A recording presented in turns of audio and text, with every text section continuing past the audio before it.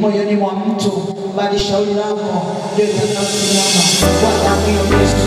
Baba mtakatifu, shauri lolote lililofanyika usiku wa leo wakati nimelala, kwa bali ya maisha yangu, ndoa yangu, watoto wangu, kazi yangu, afya yangu, miradi yangu, mipango yangu, utumishi wangu, kipawa changu, kwa jina la Yesu, kila shauri lililofanyika kwenye ulimwengu wa roho kinyume na Mungu aliye hai juu ya maisha ya kwangu, ninalibatilisha, ninalibatilisha, ninalibatilisha.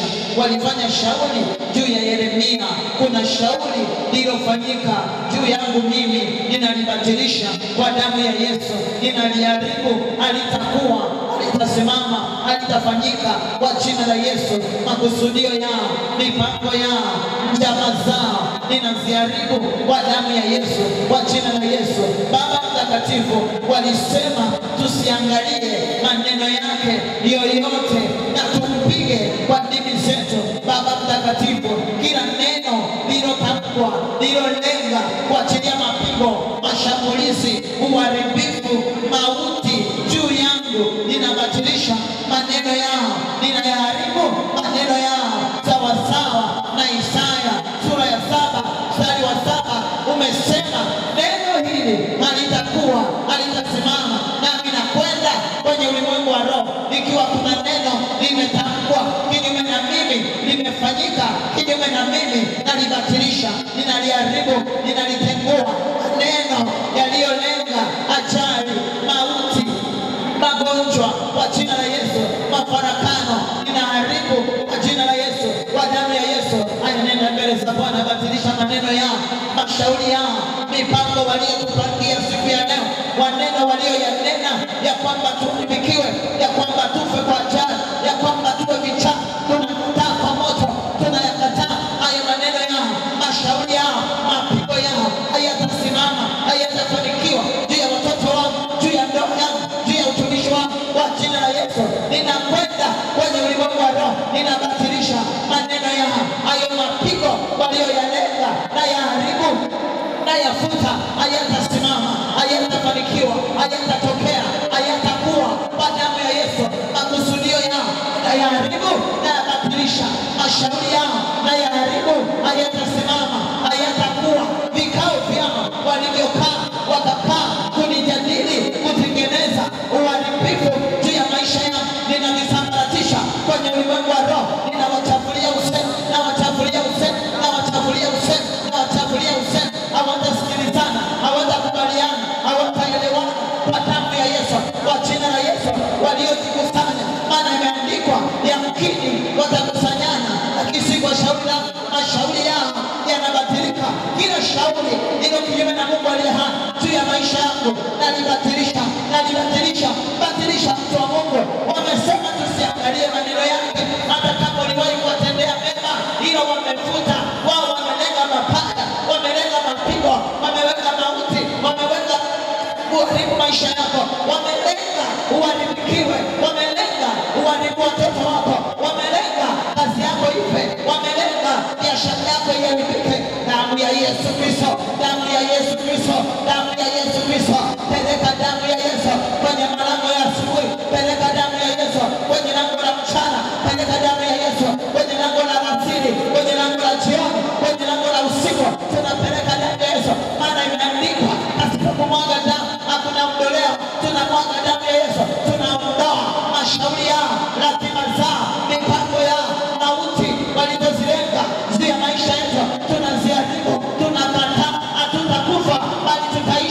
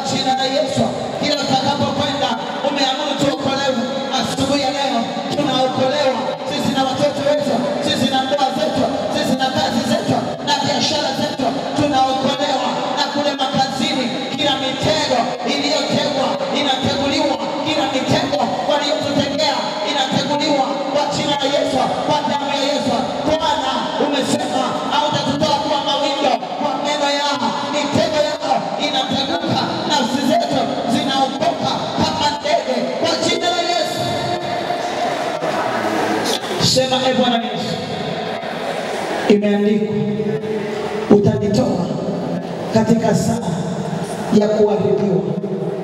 Mungu Baba, ninakwenda kwenye ulimwengu wa roho, ninaikamata hii siku na masaa yake na dakika zake, hayo masaa yaliyokusudiwa kupitisha uharibifu. Umesema utanitoa, nitoe Bwana Yesu kwenye uharibifu wao, kwenye mipango yao, kwenye shauri lao, kwa damu ya Yesu. Kalenda ya uovu ninaifuta juu ya maisha yangu. Kilichotamkwa ninakibatilisha, hakitasimama, hakitakuwa juu yangu kwa jina la Yesu. Mwambie Bwana akuokoe, mwambie Bwana akuokoe, akutoe kwenye hiyo saa iliyopangwa kupitisha shida yoyote siku ya leo. Ni siku nzima, wanaweza kupitisha asubuhi, wanaweza kupitisha jioni, wanaweza kupitisha mchana, wanaweza kupitisha alasiri. Mwambie Bwana, umesema utanitoa katika saa ya kuharibiwa, watanitoa katika saa ya kuharibiwa. Masaa yana maana yake. Wanasema saa 9 muda wa kwenda kusali. Kwenye aliyekuwa amekaa hekaluni, aliyekuwa akiomba kwenye mlango mzuri, Paulo na Yohana walipokuwa wakiingia hekaluni wakamkuta. Mwambie Bwana, hiyo saa ya kuharibiwa, Baba ukaniokoe. Okoa watoto wangu kwenye saa ya kuharibiwa, okoa mume wangu kwenye saa ya kuharibiwa, okoa mke wangu kwenye saa ya kuharibiwa. Baba tuokoe kwenye saa ya kuharibiwa, watoto wa kwetu waokoe Bwana kwenye masaa ya kuharibiwa, yaliyolengwa kuharibiwa. Uwatenge Bwana na mikono ya mwindaji, uwatenge Bwana na upembelezi wa mgeni, uwatenge Bwana na kila njaa iliyolengwa kukamata na kuharibu hatua zetu kwa jina la Yesu. Bwana Yesu, tunakushukuru kwa ajili ya siku mpya. Iweke wakfu siku yako sasa. Mwambie Bwana, umesema ni nani basi atakayejiweka wakfu kwa ajili ya Bwana? Tunajiweka wakfu siku ya leo kwa ajili ya Bwana, tukatembee na Bwana, tuongozwe na Bwana. Siku yetu ibarikiwe, neema yakatujie, maana imeandikwa, mabaya yatanipata wala tauni haitakaribia hema yangu. Hakuna ubaya utakaonipata, wala tauni haitagusa nyumba yangu, wala watoto wangu, wala mume wangu, wala kazi yangu, utumishi wangu, maisha yangu. Hayo mabaya hayatanipata kwa damu ya Yesu. Siku ya leo, sikia neno la Bwana linakusemesha kuanzia asubuhi mpaka usiku. Utapitisha chapani, lango la giza linafungwa kwa damu ya Yesu. Maana Yesu anasema kwenye Ezekiel 43, anasema lango hili linafungwa. Tunafunga malango ya mauti, tunafunga malango ya uovu, tunafunga malango ya magonjwa, tunafunga malango ya hasara, taarifa mbaya, tunafunga kwa jina la Yesu. Tunafunga mzigo, tunafunga vyote kwa damu ya Yesu Kristo. Miguu ya habari mbaya tunaifuta. Anasema ni mizuri kama nini miguu yao ipelekao habari njema. Asante Yesu, kwa sababu habari njema ndizo zinanijia, ndizo zinaingia kwenye biashara, kwenye kazi, kwenye malango yangu. Habari njema ninazipokea, habari njema ninazipokea kwa jina la Yesu. Asante Roho Mtakatifu, maana unatubariki. Nabariki kazi zetu, nabariki biashara zetu. Wateja wengi wanatujia kwenye biashara. Tunasemesha magharibi, mashariki, kaskazini na kusini. Anasema nitaiambia Sheba na Kuti isizuie. Hakuna kitakachozuia wateja, hakuna kitakachozuia baraka zangu. Ninasemesha magharibi, sikia. Nasemesha mashariki, sikia. Nasemesha kaskazini, sikia. Nasemesha kusini, sikia. Hautazuia baraka zangu. Malaika wa Bwana, nenda mkatuletee baraka zetu, mkakusanye haki zetu. Hakuna haki itakayozuiliwa, yote vinatujia kwa jina la Yesu Kristo. Tunakusanya, anasema malango yetu hayatafungwa usiku wala mchana. Tunafungua hiyo malango. Anasema mataifa watuletee utajiri. Tunapokea huo utajiri, tunapokea kibali, tunapokea neema, tunapokea kuinuliwa, tunapokea uwezo, tunapokea utukufu katika jina la Yesu Kristo. Napokea hekima, napokea maarifa, napokea uwezo kwa jina la Yesu. Asante Roho Mtakatifu, maana umefanya. Mpe Yesu makofi. Shangilie tena vigelegele vya shangwe. Haleluya. Makofi mbona haina matumaini?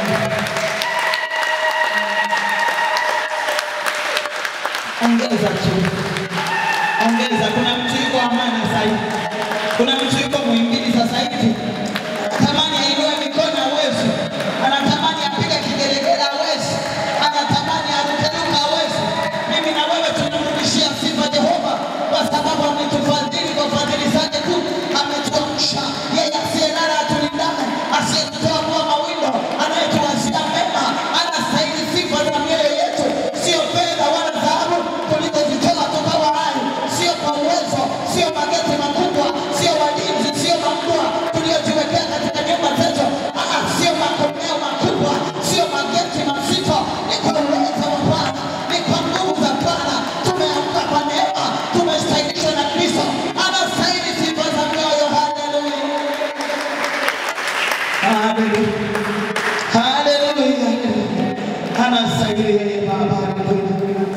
Anastahili kutukuzwa Yesu, haleluya. Anastahili sifa, haleluya. Kuna watu wanatamani kushangilia hawawezi. Mimi na wewe tumefadhiliwa na Yesu. Mtukuze Bwana kwa mikono yako, miguu yako, viungo vyako.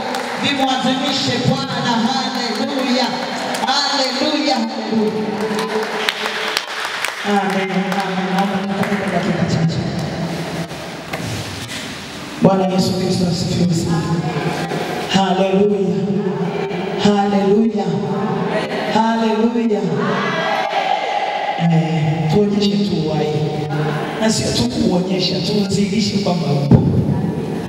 Ile kwamba Mungu ametufadhili, ametupa siku. Tuna kila sababu ya kuzidisha utukufu wake. Hata kama sauti inaparuza kama ya kwangu, hivyo shangilie tu. Haleluya. Ni kwa utukufu wake Yesu. Nani angetutendea mambo makubwa ya namna hii? Nani angetuamsha wakati usiku kuna mitego imetegwa, wamechimba na makaburi kutuzika, wametengeneza matukio magumu, lakini Bwana anasema anayekugusa wewe anagusa mboni ya jicho lake. Imesababisha mbingu zisitulie kwa ajili yako. Imesababisha malaika wapate kazi usiku kucha kuhakikisha unalindwa, unaamka ukiwa salama. Haleluya. Wakati wewe unajigeuza mgeuzo wa 10 na mikoromo ya 40, kuna ambao walikuwa wako macho, wako wananuia. Tumesoma Yeremia wapendwa. Na wanajua kwamba atakufikia kwa sababu si unaomba. Mungu sasa atakufunulia, lakini hawajali. Yaani ile kwamba wanajua vitakufikia. Yaani hata kama wewe hautajua, kuna atakayefunuliwa. Kuna nabii atapewa unabii kwa habari yako kwamba kuna mauti inatengenezwa. Lakini wanasema hayo sisi tusijali, tuhakikisha tumepiga madini zetu. Kwa maana nimewaambia wapendwa, wewe kwa nini sisi tunawekeza kidogo? Angalia, nafikiri wanaposema tumpige kwa ndimi zetu, ni hayo tu ya China mkate wa mangi. Wanaatilia matukio. Tumeona anafungua kitu kwa kupiga kelele sana, sio kidogo. Wewe kwa nini unaomba kidogo? Wewe kwa nini unaomba kwa kunong'oneza? Mungu ukijua, Mungu ukipenda, Mungu ukitaka wewe. Yeye anakuuliza unataka nifanye nini? Wewe mwambie tu afanye. Wapendwa watu wa Mungu, nilisema Mungu anatuwakilisha mbingu, si tunamwakilisha wapi? Tunamwakilisha wapi? Anasema kwenye Zaburi, anasema mbingu ni mbingu za kwake. Nchi amewapa wanadamu. Kwa hiyo sisi tumepewa. Na ndio maana alipochinjwa kwa damu yake akatununua. Kila kabila, kila lugha, kila jamaa, kila taifa, akatufanya kuwa ufalme na ukuhani. Tumefanywa na yeye, sisi ni wafalme, sisi ni makuhani. Tunapokuwa sisi tuko kwa niaba yake, tumefanywa na yeye, tumemilikishwa na yeye. Na sio tu kumilikishwa, anasema tutawale juu ya nchi. Usisi kama mtumwa, kama mkimbizi, kama ambao unabibu. Kaa kwa kutulia, baba nimefika. Mimi ni mfalme, mimi ni kuhani. Haleluya. Haleluya. Haleluya. Kwa hiyo unapokaa usikae kizembe. Kuna vitu vingine Mungu anaweza asema anataka kuvifanya. Ni lugha ngumu kidogo. Nasema hivi, kuna kitu ambacho mbingu, yani ungemuuliza hivi Mungu angesema sikifanya, lakini mwanadamu akisema anakifanya. Sijui kama mmeelewa. Nimesema hivi, Mungu anaweza asitaki kufanya kitu, lakini ukisha sema anakifanya. Naomba nikuulize swali. Mungu amesema kwenye maombolezo apende kuwatesa, apende kufanya. Sasa tuulizane mimi na wewe. Wakati Elia akisema mvua itanyesha kwa muda wa miaka 3.5 mpaka kwa neno langu, Mungu alikuwa anataka kuwatesa wanadamu? Yesu amesema hataki kuwatesa wanadamu. Je, mvua ilinyesha? Si ilifungwa mvua? Aliyefunga mbingu nani?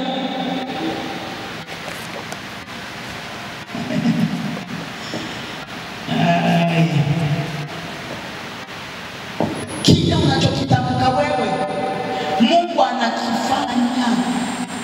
Ukiwa duniani, ndio maana anasema hivi, situjiulize swali anaposema namtafuta mtu miongoni mwao atakayefanya, asikie amesema nini. Kile utakachokisema yeye ndiye anachokitumia kama daraja ili kuleta matokeo. Ukinyamaza, anasema mkono wake adhabu kwa sababu hajaonekana mtu, mpaka mbingu zinakasirika kwamba hivi wote hawa walionunuliwa hajapatikana hata mtu. Kwa hiyo kuna vitu ambavyo wakati mwingine vinatukia ni kwa sababu sisi tumenyamaza. Wakati mwingine tunatamani vitu vitokee, sisi tukinyamaza havitokea, vitokea hata iweje. Tunasema Mungu hajapenda. Mungu ameshapenda. Ni mimi na wewe kutokusema, kutokuomba, kutokuzungumza. Tujiulize kwenye Matendo ya Mitume 12, hapo anakamatwa mtumishi wa Mungu anachinjwa. Kanisa limenyamaza kimya. Anasema alipoona imewapendeza Wayahudi. Nani anafurahia kuona watu wakifa? Nani anafurahia kuona watoto wakiimba mashoga, wakiitwa machakudo, wakiitwa mswemu wa sagaji? Nani anafurahia?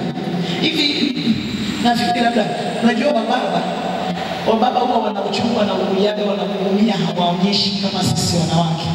Lakini sidhani kama kuna mwanamke ambaye alishawahi kuguswa na ule uchungu ambao ni nusu na robo ya kifo, aone mtoto wake amebadilishwa. Kuna siku moja nilikuwa naangalia clip moja, wamama wameitwa shuleni, wanafika hapo wanakuta mtoto wao ishaandaliwa na mama, kuchukua watoto wenu wamekuwa mashoga.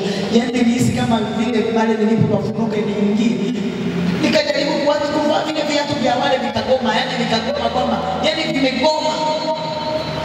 Wamama wanaanguka huko wanagaragara. Nani aliyeenda hospitali aseme mimi naenda kuzaa kahaba, naenda kuzaa changudoa, naenda kuzaa sijui nini mashoga, sijui mamini kwa namna yoyote duniani. Lakini tukiomba Mungu anaweza kubadilisha. Amen. Mungu anaweza kubadilisha. Tunaponyamaza yanaendelea. Anasema alipoona imewapendeza. Wewe unafurahia kusikia, inawezekana sio wa kwako. Ni mtoto wa kiume sio wa kwako, una watoto wa kike, wataolewa na nani? Inawezekana wewe una watoto wa kiume na watoto wa kike, nani atawaoa? Okay, hao watoto na watoto wa kiume wataoa na nani wakati mabinti washakuwa wazalani sijui? Alipoona imewapendeza. Lakini waliposhtuka, kumbe mwenzetu tena amekamatwa, wakaingia kwenye kusukumu, mbingu zikatuma malaika, akaingia gerezani, akamtoa. Huyu anahisi hivi naota au nini? Sio kuota ndio unatoka hivi. Mageti yote yanafunguliwa ndio anatoka, ndio anatoka. Kwa hiyo kumbe kunyamaza kwetu ndio kunatuchelewesha. Bwana Yesu asifiwe. Huyu anasema haitanyesha mvua mpaka kwa neno langu. Kwa hiyo kumbe Mungu anasubiri neno langu ili alitumie kama nyenzo ya kubadilisha jambo. Okay, Danieli aliomba siku ngapi? 21. Lakini yule malaika anakuja na maombi yake. Toka siku ya kwanza ulipoomba, maombi yako yalijibiwa. Wakati mimi nakuja nilipingwa na mkuu wa Uajemi. Na hapa nimekuja. Yaani wewe toka siku ya kwanza ulipoomba, maombi yako yalijibiwa. Hapa nimekuja kwa sababu ya neno. Ungenyamaza pale ulipoomba ukanyamaza, ingeisha. Lakini kwa sababu ya neno lako ile kukazana imesukuma mbinguni, tunashangaa. Huyu bwana tulishajibiwa. Wakati nakuja nimekuta mkuu wa Uajemi amefunga hapa. Na mimi kazi yangu sio mpiganaji. Akarudi mbinguni, ninatakiwa kufika kule lakini nimezuiliwa. Akaja jemedari wa vita, Mikaeli mpiganaji mwenye panga za moto, akaingia vitani, akapata upenyo, akaleta taarifa, anasema nimemwacha. Mikaeli akiendelea kupigana, wakati wakipigana mkuu wa huyu naye akajipanga, akawajipanga wachawi kutoka Kenya, watoke Uganda, watoke Kongo, watoke wapi. Nataka nikwambie tunaye Bwana mwenye uwezo, hata wakitamka matamko ya kwao, hata watume makombora, tunayo nguvu ya damu ya Yesu. Haleluya. Danieli angenyamaza asingepokea majibu yake. Kwa dakika hizi 10 na ngapi tulizobaki nazo, fungua kitabu cha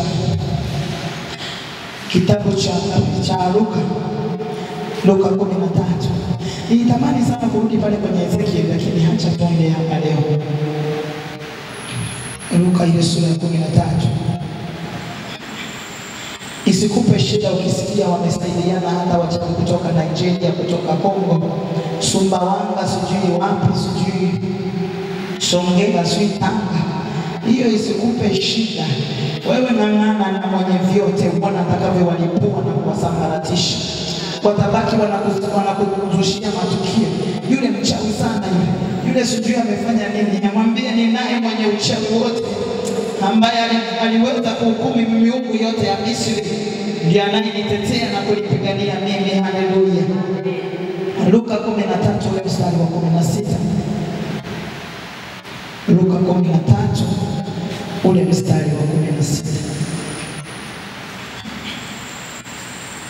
Kusema, na huyu mwanamke aliye uzao wa Ibrahimu ambaye shetani amemfunga, natafuta hiyo sentence, ambaye shetani amemfunga miaka 18 hii, haimpasi afunguliwe kifungo hiki siku ya Sabato.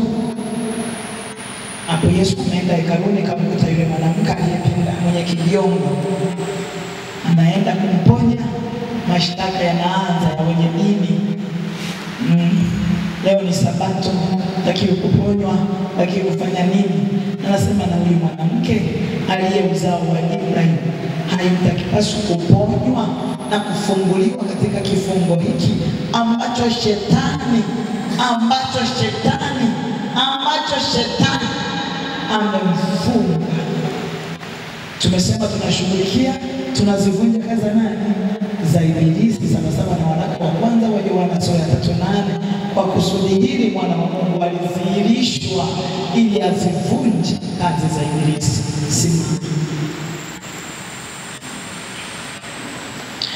Na kitu kingine nizungumze hapo kwa habari ya wazazi kidogo. Yesu anasema huyu mwanamke aliye uzao wa Ibrahimu. Ni nini kinatupa kuelezea habari ya uzao wa Ibrahimu? Ni kwa sababu ya ile imani ya Ibrahimu ya kukubali kutoa ile sadaka ya mwanae, ambayo imetupa na sisi kuwa warithi wa zile baraka. Sasa inakumbuka, yani kinachosababisha huyu apone sio kwa sababu ya haki yake, sio kwa sababu ni Mkristo, sio kwa sababu ni mlokole sana, ni kwa sababu ya Ibrahimu. Ifike mahali watoto wetu, hata kama tutakuwa tumeshalala mauti, waseme hivi, anatakiwa kuponywa kwa sababu ya mama yake, inatakiwa kuponywa kwa sababu ya baba yake, inatakiwa kuponywa. Kwa nini? Iko sadaka kwenye madhabahu inayozungumza kwa habari ya watoto wako. Ile sadaka isimame, iwe inataja watoto wako kila itwapo leo. Hata mkitaka kufanya kitu cha namna gani, ile sadaka inazungumza, ile sadaka inazungumza, ile sadaka inazungumza. Kwa hiyo wafike mahali waseme huyu mtoto anatakiwa kupandishwa cheo kwa sababu.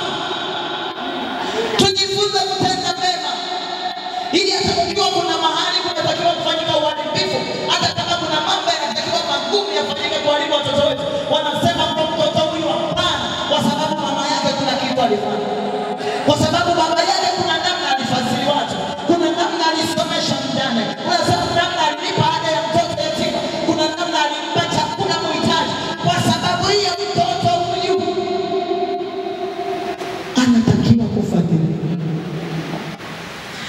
Kuna sadaka ambayo wazazi wenzangu, wazazi mwanamke kwa mwanamume, Mungu atupe neema.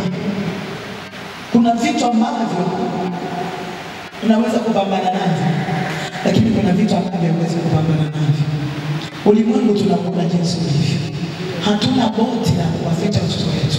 Hata tuwe na maboti makubwa tuweze kuweka watoto wetu kwenye boti tukawa tunatembea nao. Watoto wetu wanakaa mbali mabodi huko shuleni, hata hatuwaoni, hatuwachungulii.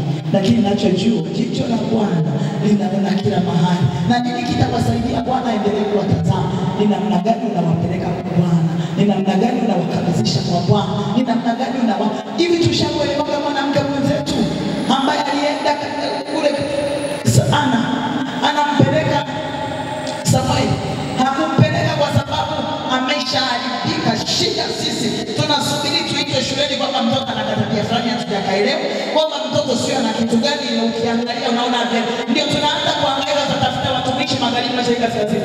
Peleka mtoto wako kwa Bwana mpaka ajaharibika kwa namna yoyote, ili uharibifu usitokee. Bwana Yesu asifiwe. Anapeleka na sadaka. Napendaka sana ile Samueli ile sura ya kwanza.